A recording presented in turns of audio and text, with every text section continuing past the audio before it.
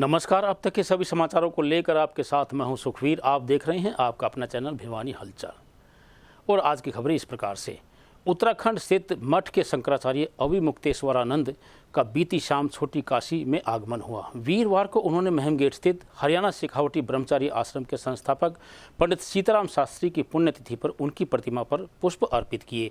वहीं उन्होंने हासीगेट पर स्थित रामकुंज में पहुंचकर पत्रकारों को संबोधित किया। इस अवसर पर उन्होंने पत्रकारों द्वारा गंगा नदी, श्री रामचरितमानस, श्री बागेश्वर धाम और गो सेवकों पर बीते दिनों किए गए दुर्व्यवहार इत्यादि पर बेबाकी से अपने विचार व्यक्त किए।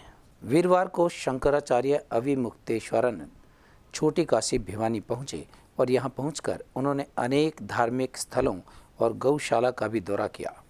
इस दौरान वो महमगेट स्थित Pandit Sitaram Shastri BEd training college में पहुंचे और इसे 5 विद्यार्थियों से शुरू कर शिक्षा जगत में अनेक ऊंचाइयां छूने वाला संस्थान बताया। गौरतलब है कि हरियाणा शेखावटी ब्रह्मचारी आश्रम के संस्थापक पंडित श्री सीताराम शास्त्री जी की पुण्यतिथि के अवसर पर ही संयोगवश शंकराचार्य अविमुक्तेश्वरानंद पदाधिकारियों का आवेदन स्वीकार कर यहाँ पहुँचे और इस संस्थान द्वारा दी जाने वाली शिक्षा, संस्कृति और संस्कार के बारे में चर्चा भी की। प्रारंभ है तो शुरू तो कर देते हैं, लेकिन विघ्न विहिताः, अगर बीच में विघ्न आ जाए तो फिर उस कार्य को छोड़ देते हैं। ये हम विघ्न बाधा नहीं सामना कर सकते, छोड़ देते। उत्तम कौन है?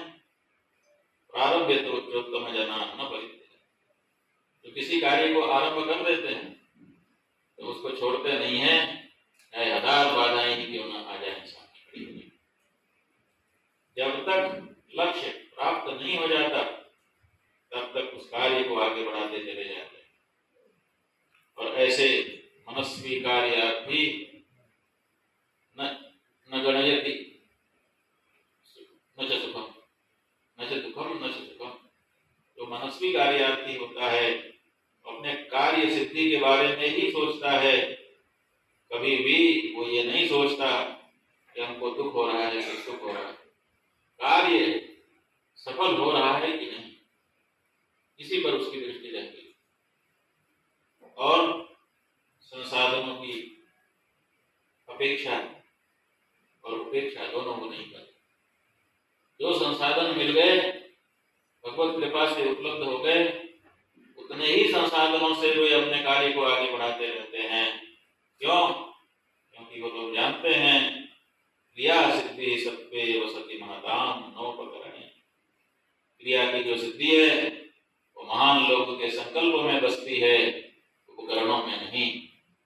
इसलिए जो उपकरण है उतने से ही वो आगे बढ़ जाते हैं, संकल्प को आगे बढ़ा देते हैं। ये सब बातें हम लोगों ने शास्त्रों में पढ़ी सुनी, लेकिन जो बात कही गई है वो कितनी सही है? जब तक कोई उदाहरण न मिल जाए तब तक बात हृदयंगम नहीं होती है। आज इस पवित्र परिसर में आकर के सीताराम शास्त्री जी के मूर्ति के समक्ष उपस्थित होकर के उस वट वृक्ष के नीचे पहुंच करके जहाँ पर उन्होंने 5 बच्चों को लेकर के पढ़ाना शुरू कर दिया। हमारा विद्यालय तो खुल गया, संख्या की क्या बात है, संसाधनों की क्या बात है। अरे हम अध्यापक हैं, अध्यापन करना हमारा काम है, ज्ञान हमारे पास है, उसका संप्रेषण हम करेंगे। ये उनके संकल्प में बल था और इसीलिए उनका संकल्प निरंतर बढ़ता चला गया। और आज वटवृक्ष के नीचे के वो 5 बालक जाने कितने होकर के आप लोगों के सामने दिखाई दे रहे हैं। इतना बड़ा संस्थान बन गया है। तो ये वहीं हासीगेट स्थित रामकुंज पर पहुंचकर उन्होंने पत्रकारों के सवालों के विस्तार से जवाब भी दिए। और राजनीति की, आज की राजनीति की जो है उनकी भाषा क्या है? उनकी भाषा है बहुमत। वो कहते हैं जिसका बहुमत है वही काबिज हो जाएगा सत्ता पर। एक वोट जिसका ज्यादा होता है वही हो जाता है ना, संसद में घुस जाता है। तो आप बहुमत रामचरितमानस के बारे में देख लीजिए, पूरे देश में बहुमत किधर है? तो फिर बहुमत को क्यों नहीं आदत देते हो? तुम तो राजनीति के हो। बहुमत जिसको मान रहा है उसको तुम कैसे उसके ऊपर सवाल उठा सकते हो? इसका मतलब कि तुम राजनीति भी नहीं जानते हो। धर्म नीति और साहित्य नीति और दूसरी बातें तो दूर की हैं। तुम राजनीति भी नहीं समझते हो, क्योंकि राजनीति के कम से कम बहुमत की भाषा तो समझे। अब जब बहुमत रामचरितमानस के बाद पक्ष में है तो आप कौन होते हैं उसके बारे में सवाल उठाने वाले? कम से कम बहुमत की भाषा समझ। देखिए, गंगा जी की धारा अविरल हो, निर्मल हो, ये हमारी कामना है। इसके लिए हमने पहले भी आंदोलन किया और आज भी हृदय तो आंदोलित है ही। ये हम लोगों को कहा गया था कि अब सरकार बदल गई है। जिस सरकार के सामने आपने आंदोलन किया था उस समय कांग्रेस की सरकार थी, केंद्र, हमने उसी के सामने आंदोलन किया था। तो हमको कहा गया कि देखिए अब वो सरकार चली गई है, अब नई सरकार आई है, उसको मौका दीजिए। तो हम चुप हो गए थे कि भाई ठीक है, मौका देते हैं। उस सरकार को एक पूरा कार्यकाल मौका हमने दिया। फिर उन्होंने कहा कि नहीं, बहुत लंबी काई जमी हुई थी, इसीलिए हमको एक कार्यकाल नहीं दूसरा कार्यकाल का भी अवसर दीजिए। अब दूसरे कार्यकाल का भी काफी समय बीत गया, तो अब अवसर के बाद हम लोग इस बात को फिर से बताएंगे कि भाई आपको पर्याप्त हमने अवसर दिया, आपने अभी तक कुछ करके नहीं दिखाया। तो जिस समय करने लगेंगे उस समय की परिस्थिति के अनुसार निर्णय लेंगे, क्योंकि कोई रेमेडी पहले से बना करके नहीं रखी जाती। लेकिन आवाज इस बारे में फिर से उठाई जाएगी, क्योंकि इन लोगों ने कहा था कि कुछ समय दीजिए, तो समय दिया गया है। और अगर हमने समय दिया है तो फिर हमको पूछने का अधिकार है। बीती शाम भिवानी से दुकान बढ़ाकर बड़ाला निवासी सराफा व्यापारी विजेंद्र जब अपने गांव वापस जा रहा था तो 2 बाइक सवार 6 अज्ञात लोगों ने उन्हें लाठी के बल पर रास्ते में घायल करते हुए उनसे 3 लाख रुपए नकद, 3 किलो चांदी और 10 ग्राम सोने को लूटकर फरार हो गई। वहीं सूचना पाकर तुरंत पुलिस ने मौके पर पहुंचकर उनकी छानबीन आरंभ कर दी है। शाम ढलते ही हरियाणा में अपराध का ग्राफ लगातार बढ़ता जा रहा है। ताज़ा बानगी भिवानी में देखने को मिली, जहां बेखौफ बदमाश एक सर्राफा व्यापारी से मारपीट कर बंदूक की नोक पर लाखों रुपए की नकदी व लाखों रुपए के कीमती जेवर लेकर फरार हो गए। फिलहाल सदर थाना पुलिस मामले की जांच में जुटी है।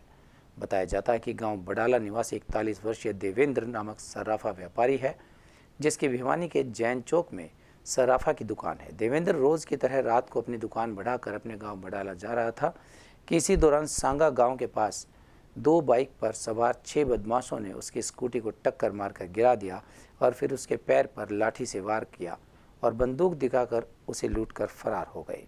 घायल सराफा व्यापारी देवेंद्र ने बताया कि ये बदमाश उसके करीबन 3 लाख रुपए, 3.25 किलोग्राम चांदी व 1 तोला सोने के जेवर लेकर फरार हो गए। देवेंद्र का कहना है कि ये बदमाश शायद सांगा गांव के ही हो सकते हैं। 3 महीने पहले भी उसके साथ यही वारदात हुई थी। नगर व्यापार मंडल के प्रधान भानु प्रकाश ने कहा कि इस मामले में पुलिस जल्द से जल्द कार्रवाई करे ताकि पीड़ित व्यापारी को न्याय मिल सके। देवेंद्र है, मेरा गांव बड़ाला है। मेरी दुकान जैन चौक में है, बिहारी चाय के नजदीक सुनार की दुकान है। मैं ज्वेलर्स के नाम पे है। मैं गांव को की तरफ सामान लेके जा रहा था। मेरी स्कूटरी में 4.25 लाख रुपए केस थे, 3.25 किलो चांदी, 2 जोड़ी टोपस, ये सामान था। ये सांगा से ठीक आधा किलोमीटर ठेके से आगे ये मेरे साथ हादसा। अज्ञात व्यक्ति थे, मैं उनको बाइक पे जाता नहीं कहाँ के रहने वाले, सांगा के बड़ाला की बात में कुछ कसता बिल्कुल भी कहाँ के हुए वो आए थे। 3 जने मोटरसाइकिल पाए थे। मैं जी घर से 7:30 बजे दुकान से निकला और 7:55 ये हादसा हुआ। 3 आदमी थे मोटरसाइकिल पर थे। हथियार उनके पास बंदूक थी, उन्होंने मेरे मुंह में बंदूक लगा दिया, कल की मार गोली मार देंगे। जैन चौक पे ज्वेलर्स है देवेंद्र कुमार, जो कि बड़ाला का है। वो रात को अपनी दुकान बढ़ाकर सामान और कैश के साथ जा रहा था। रास्ते में उसके साथ वारदात होगी लूटपाट की, और हम पुलिस प्रशासन से मांग कर रहे हैं जल्दी से जल्दी इस मामले को हैंडल करके और दोषियों को गिरफ्तार करें। 3 किलो चांदी और करीबन 3.5-4 लाख रुपए बता जा रहे हैं। तो शाम को करीब 9 बजे से थाना में सूचना मिली कि बड़ाला गांव बड़ाला और सांगा के बीच में कहीं कोई लूट की सूचना मिली थी। जो पुलिस मौके पर जा रही थी और वहाँ जांच चल रही है। जो तथ्य सामने आएंगे कार्रवाई अमल में लाएगी। तो किसके साथ लूटपाट हुई है, क्या मामला है, क्या बताया? देवेंद्र नाम का लड़का है, देवेंद्र सनोव श्री जगन्नाथ, गांव बड़ाला। ये यहाँ सराफा बाजार में दुकान कर रहे थे जैन चौक पर, और ये अपनी दुकान बढ़ा करके अपने गांव जा रहा था। ये घटना सांगा गांव से करीब 2 किलोमीटर आगे नजदीक बड़ाला गांव। अभी हॉस्पिटल में है देवेंद्र। उसके बयान लेने के बाद जैसी सूरत हुई कार्रवाई अमल में लाई जाएगी। वीरवार को हजूर महाराज कंवर सिंह का 76वां जन्मदिन रोहतक रोड पर स्थित दिनोदिया सत्संग भवन में धूमधाम से मनाया गया। इस अवसर पर समाज सेवी कमल प्रधान ने बताया कि उनके जन्मदिन पर सत्संग भवन में रक्तदान शिविर का आयोजन भी किया गया। वहीं हजूर महाराज कंवर सिंह के द्वारा हजारों की संख्या में पहुंची संगत को सत्संग करके पर्यावरण बचाने और युवाओं को नशे से दूर रहने का संदेश दिया गया।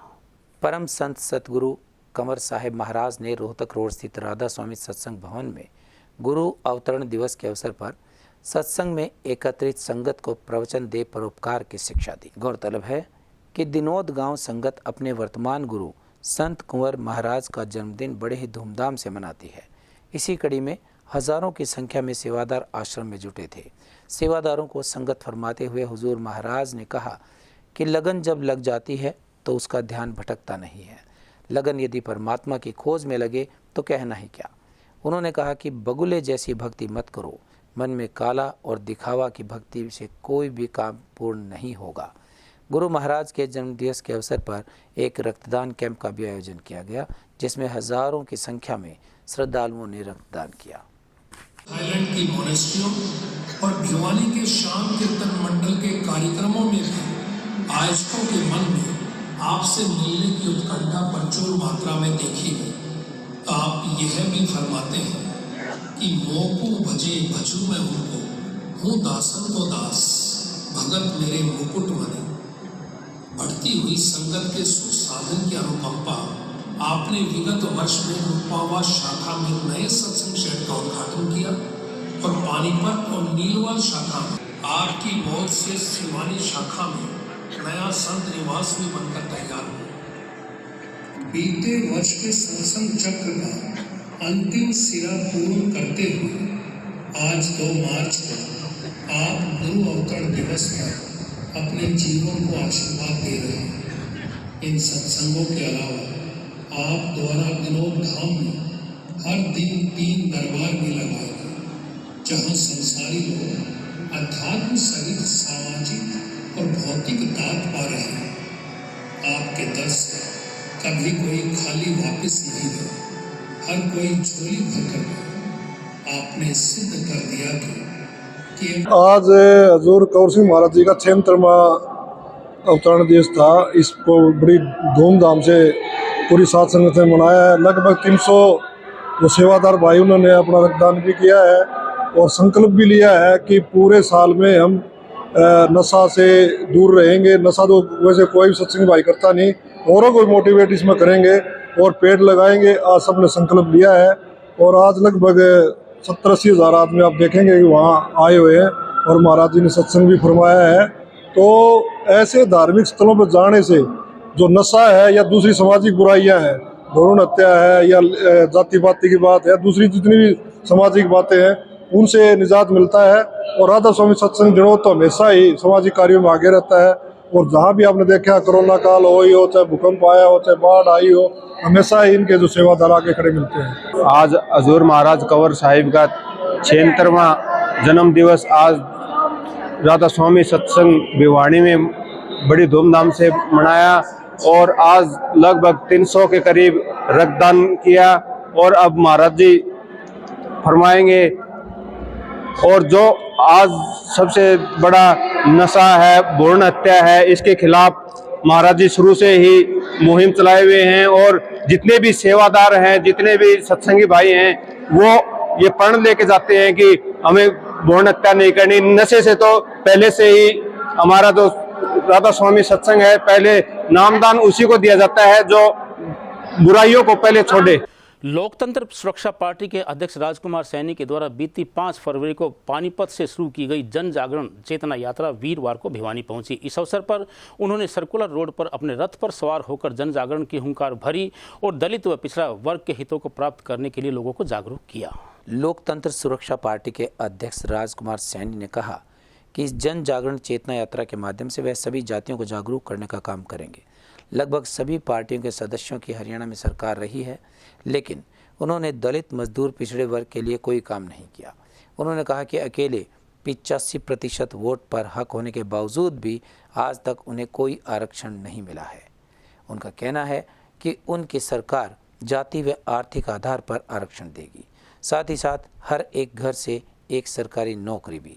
किसान मजदूर को मनरेगा में जोड़ने का काम करेंगे और देश में स्वास्थ्य शिक्षा प्राथमिक रूप से आगे बढ़ाएंगे और इस तरह के अनेकों बेहतरीन कार्य किए जाएंगे।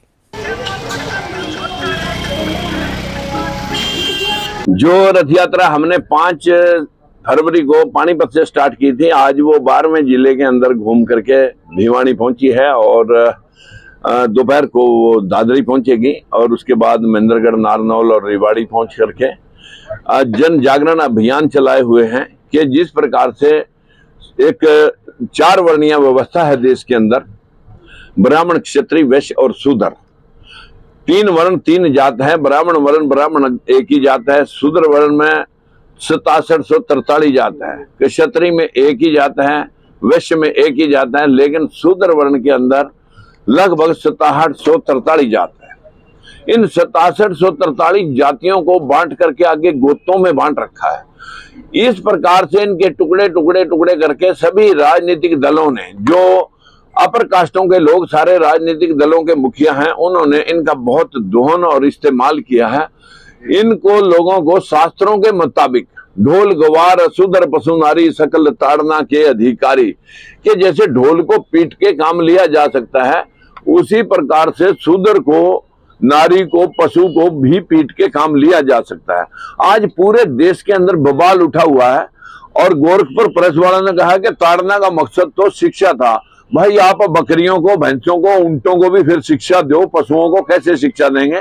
तुम जब जिस शब्द का अर्थ जब जो मर्जी निकाल दें, देश के अंदर पूजिए विपर, चाहे गुणहीन, मत पूजिए शूद्र को, चाहे गुणहीन कितना भी संपूर्ण गुणों से शूद्र हो, वो पूजनीय नहीं हो सकता।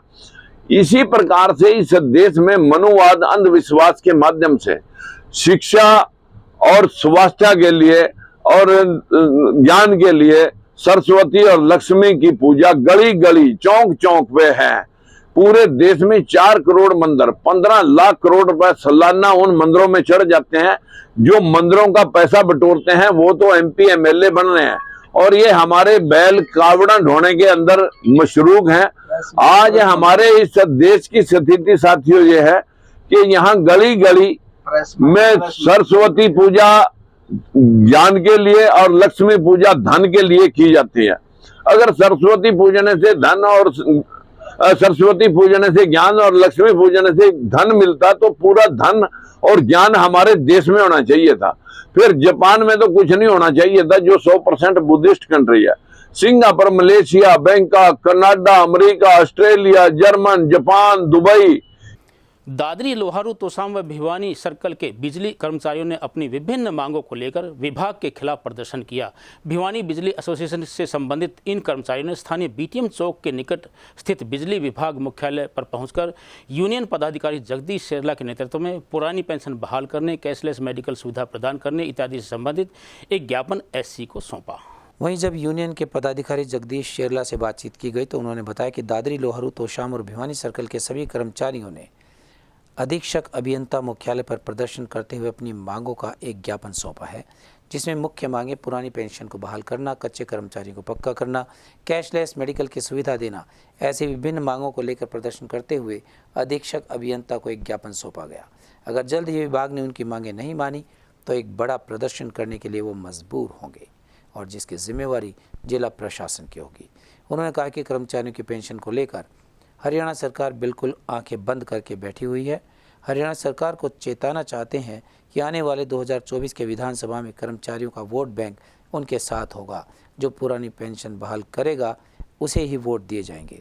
ऐसे में यदि बीजेपी उनकी मांगे मानती है तो वो हरियाणा सरकार के साथ ही है। 3 यूनिटें आई हुई हैं, दादरी, सबर्बन और हमारी लोकल सिटी यूनिट। आज पूरे प्रदेश के अंदर सरकारी स्तर पर प्रदर्शन है।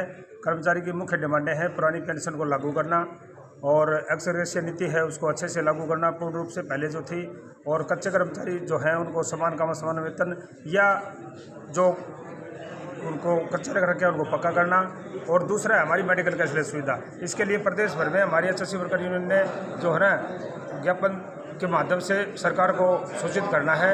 तो आज यहाँ एकत्रित होने का हमारा मेन उद्देश्य यही है कि जो हमारा डिमांड ऑफ चार्ट है कर्मचारी का, वो हम एससी साहब के माध्यम से जो है सरकार के पास भेजने का काम करेंगे। यही मांग है हमारी। इसके लिए चाहे हमें सरकार सीट बजानी पड़ो, पुरानी पेंशन लेके रहेंगे। पुरानी पेंशन के अलावा कोई समझौता नहीं, कोई मीडिएटरशिप नहीं, कोई नेगोशिएशन नहीं, ओनली ओल्ड पेंशन स्कीम। जिस दिन ओल्ड पेंशन स्कीम लागू हो जाएगी उस दिन हम सरकार का धन्यवाद अदा कर देंगे। जब तक नहीं होगा इस प्रदेश को आंदोलन सहित प्रदेश बढ़ा देंगे।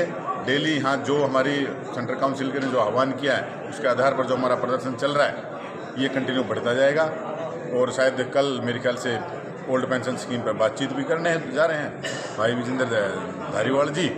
तो हम उम्मीद करते हैं कि सरकार को परमात्मा सद्बुद्धि दे और पुरानी पेंशन को लागू करे ताकि कर्मचारी की बुढ़ापे की लाठी और जीवन रेखा सक्षम रूप से। राजीव प्रधान, हरियाणा कर्मचारी association worker union head office Bhiwani. मैं केवल आपके चैनल के माध्यम से इतना ही कहना चाहूँगा कि सरकार हर बार हमारी जो मांगे होती हैं उनके लिए आश्वासन दे के हमारे को फ्री कर देती है, लेकिन अब वो बात सहन करने वाली नहीं है। कर्मचारियों का जो भरोसा था वो लगातार टूट रहा है, विश्वास टूट रहा है। अब या तो सरकार इन मांगों को पूरी करे, नहीं तो जो भविष्य में जो परिणाम हो उसके लिए सरकार स्वयं जिम्मेवार होगी। कर्मचारी अपनी तरफ से कोई भी ऐसा काम नहीं करना चाहता जिसमें पब्लिक को या सरकार को कोई परेशानी आए, लेकिन जब उसके भविष्य पर ही बात आएगी तो वो अपने भविष्य के लिए कुछ भी करने को मजबूर होगी। वीरवार को कांग्रेस पार्टी की वरिष्ठ नेत्री किरण चौधरी ने भिवानी पहुंचकर पत्रकारों को बताया कि हरियाणा पुलिस द्वारा प्रदेश की छोटी सरकार के प्रतिनिधियों और सरपंचों पर लाठीचार्ज करना अत्यंत निंदनीय है। वहीं उन्होंने बताया कि सरकार द्वारा इस विषय पर सरपंच एसोसिएशन पदाधिकारियों से आमने सामने बैठकर बात करनी चाहिए ताकि उनकी शंकाओं का निवारण हो सके। किरण चौधरी ने पत्रकारों से बातचीत करते हुए कहा कि सरपंचों के ऊपर लाठीचार्ज बहुत ही निंदनीय है। उन्होंने कहा कि सरकार को ऐसा नहीं करना चाहिए था क्योंकि वह लोगों के चुने हुए प्रतिनिधि हैं। उन्हें लोगों ने चुना है, लेकिन सरकार का रवैया कुछ और ही लग रहा है। उन्होंने बताया कि कुछ दिन पहले कर्मचारियों पर लाठीचार्ज हुआ था और अब सरपंचों के ऊपर सरकार की नीयत ठीक नहीं लग रही है। साथ ही उन्होंने कहा कि जो सरकार ने ई टेंडरिंग को लागू किया है वह ठीक नहीं है। केवल 2 लाख रुपए में सरपंच क्या काम करेगा और क्या काम करवाएगा। इसलिए सरकार को सरपंचों की बात मान ही लेनी चाहिए जिससे इन्हें इंसाफ भी मिले। कि मैं निंदा करती हूँ कि प्रजातंत्र के अंदर सरकार की तरफ से चुने हुए नुमाइंदों के ऊपर इस बर्बरता की तरह से जो लाठीचार्ज करा गया है ये बहुत ही गलत बात है। और जो है सरकार को समझना चाहिए कि ये चुने हुए लोग हैं, जनता के प्रतिनिधि हैं, और उनके साथ अगर इस तरह का बर्ताव होगा तो फिर आगे काम सरकार का काम कैसे चलेगा। विधानसभा में भी पहले बोल चुकी हूँ कि ये जो ई टेंडरिंग की जो प्रक्रिया है ये लेकर आ रहे हैं। 2 लाख रुपए खाली जो किसान भाइयों को, ये किसान कह रही हूँ, सरपंचों को दिए गए हैं। 2 लाख से तो कुछ भी नहीं होगा।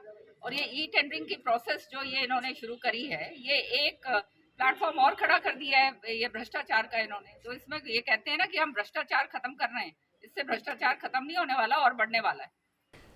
विशेष रूप से मई व जून के महीने में कहीं न कहीं बिजली की लाइन व ट्रांसफार्मर में फॉल्ट आई जाते हैं। इस भीषण समस्या से निजात पाने व उपभोक्ताओं को बेहतर बिजली सुविधा उपलब्ध करवाने के लिए विभाग कर्मचारियों के द्वारा भिवानी के अनेक स्थानों पर लगाए जा रहे हैं अतिरिक्त ट्रांसफार्मर। यह कहना है निगम के अधीक्षक अभियंता रणवीर सिंह का। वहीं उन्होंने बताया कि इस उद्देश्य की प्राप्ति के लिए हजारों किलोमीटर लंबी केबल की लाइन व्यवस्था की गई है। गर्मी के कारण अधिकतर ट्रांसफार्मर ओवरलोड हो जाते हैं और कई बार इनमें आग भी लग जाती है। ऐसे में ट्रांसफार्मर्स को रिपेयर करना भी संभव नहीं हो पाता है। नया ट्रांसफार्मर रखने के बाद ही ऐसे स्थानों पर बिजली आपूर्ति बहाल हो पाती है। इसी तरह गर्मी में कई बार अनेक क्षेत्रों में बिजली लाइन भी डैमेज हो जाती है जिसे रिपेयर करना मुश्किल हो जाता है। ऐसे हालात में बिजली उपभोक्ताओं को ज़्यादा से ज़्यादा परेशान होना पड़ता है। वहीं निगम ने अभी से अतिरिक्त ट्रांसफार्मर और केबल की व्यवस्था की है। बिजली निगम के स्टोर में लगभग 200 अतिरिक्त ट्रांसफार्मर और केबल के बंडल पहुंच चुके हैं। निगम के एसई रणवीर सिंह ने बताया कि गर्मी में नागरिकों को बिजली की समस्या न हो, इसके लिए अभी से अतिरिक्त ट्रांसफार्मर और केबल की व्यवस्था की गई है ताकि ज़रूरत पड़ने पर उनका उपयोग कर आपूर्ति को तुरंत प्रभाव से बहाल किया जा सके।